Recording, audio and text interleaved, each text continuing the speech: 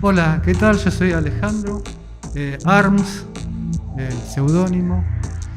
Y bueno, la idea era presentarles un par de mis obras que tengan que ver con los grupos que tocaron, ¿sí?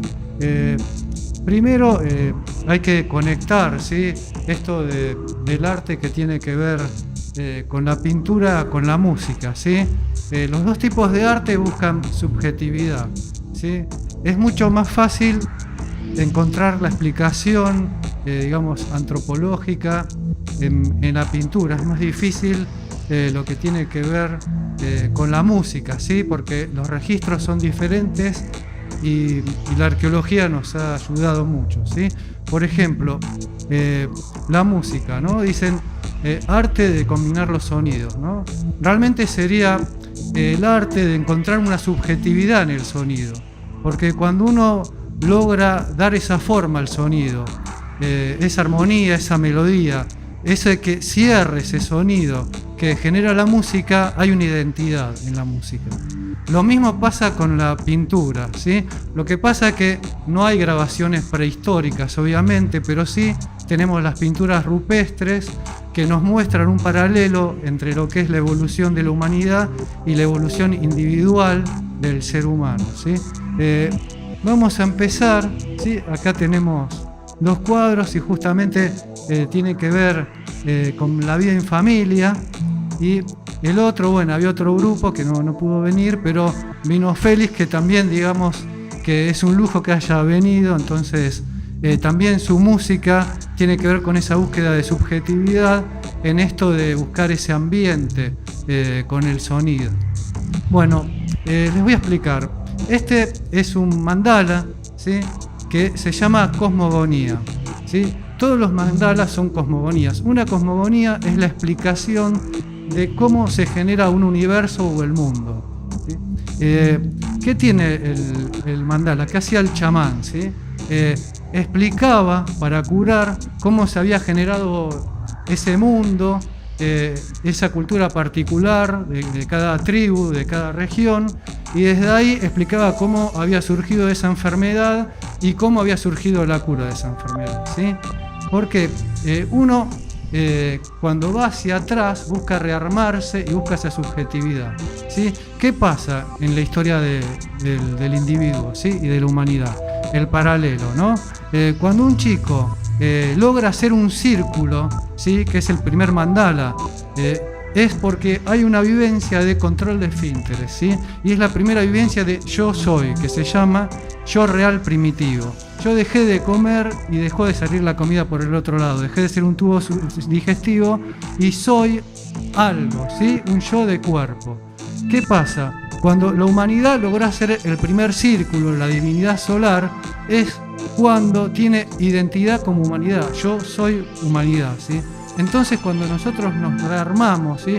Cuando queremos curarnos de algo, por ejemplo, se ve en la psicoterapia esto, ¿no?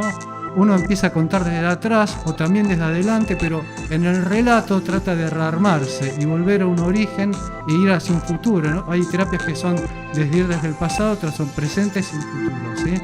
Entonces esto está muy ligado con lo familiar, ¿sí? Porque de la familia venimos y a la familia vamos.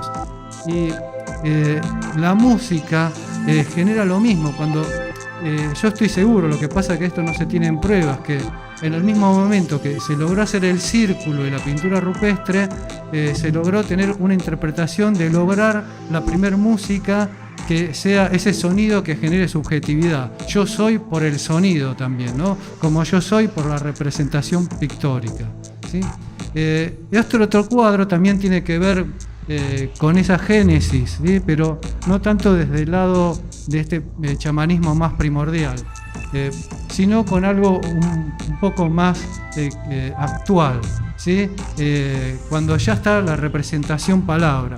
En esta obra no existe la palabra como escritura, ¿sí? Cuando la humanidad logra la palabra como escritura, se convierte en un hecho artístico, pero también en un hecho de sentido, donde podía registrar lo que pasaba, por ejemplo, las cosechas. Ya no necesitaban monolitos de piedra, ¿sí? Para registrar dónde salía el sol, sino que lo podían hacer con la escritura, explicándolo. Entonces, en este cuadro, que se llama Dragón, ¿sí? Lo que vemos son diferentes tipos de escritura, ¿sí? Tenemos cuneiforme, griego, latín, chino, ¿sí? Y en el cuneiforme, que fue ese primer tipo de escritura que se hacía con unas tablitas de barro, con unos palitos uno hacía estos caracteres, ¿sí? Tenemos los albores de la humanidad. Por ejemplo, acá esto es algo que estaba puesto en una de las puertas de Babilonia, ¿sí? Que hace referencia a ese arquitecto que generó esa puerta, ¿sí? Y que llega a nuestros días. Y así como llega a nuestros días estas representaciones, por la tradición oral, ¿sí? Nos llegan diferentes sonidos y la música. Y es muy interesante ligar, ¿no? Esto de la pintura, ¿sí? Con lo musical, con ese otro yo soy. Lo que pasa es que se refiere a algo, la música, que es más instantáneo, ¿no? Uno lo escucha y pasó. En cambio, uno ve y está ahí, ¿sí? Hay que volver a escucharlo, ¿sí? Entonces, cuando uno liga lo que tiene que ver con la imagen, con el sonido, se abre otra representación mental que tiene que ver con una evolución individual y colectiva, ¿sí? Por eso es significativo, digamos, el nombre del grupo La Vida en Familia, ¿sí? Tiene que ver con esto de rearmarse, y sus melodías, por mi interpretación subjetiva, remiten a un rearmarse que tiene que ver con una reformulación de lo familiar en un sentido simbólico y profundo, porque se ha hablado mucho de la rebeldía, por ejemplo, adolescente, la irrupción a romper los distintos modelos familiares, ¿sí? Eso tiene que ver también con una evolución, pero siempre ese romper tiene que ver con después construir, como ir al principio, como les dije en la representación del primer círculo, el primer yo, que tiene que ver con el cuerpo, de poder rearmar esa representación familiar para un más allá, ¿sí? Un más allá que tiene que ver siempre con buscar un bienestar social. Y todo esto que tiene que ver por ahí de las vanguardias, que el dadaísmo en su momento, la psicodelia, yo soy un representante de la neopsicodelia, tiene que ver con buscar más subjetividad, no irrumpir y destruir al yo como creen muchos, ¿sí? Por ejemplo, la palabra psicodelia fue acuñada por un psicólogo, ¿sí? Inglés, y quiere decir manifestación del alma y de la mente, ¿sí? No quiere decir destrucción del alma, de la mente, tiene que ver con un reafirmar el yo, ¿sí?